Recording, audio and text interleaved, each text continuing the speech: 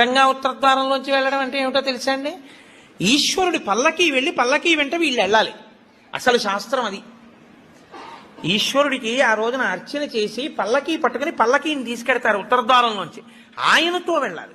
నువ్వు తినే ఉత్తరద్వారంలోంచి వెళితే నీకేం వస్తుంది? ఆయన వెళ్ళిన ఉత్తరద్వారంలోంచి వెళ్ళాలనుకోవాలి. అథవా అసలు నిజంగా వెళ్ళవలసింది ఏమిటంటే ఈశ్వరుడితో వెళ్ళాలి.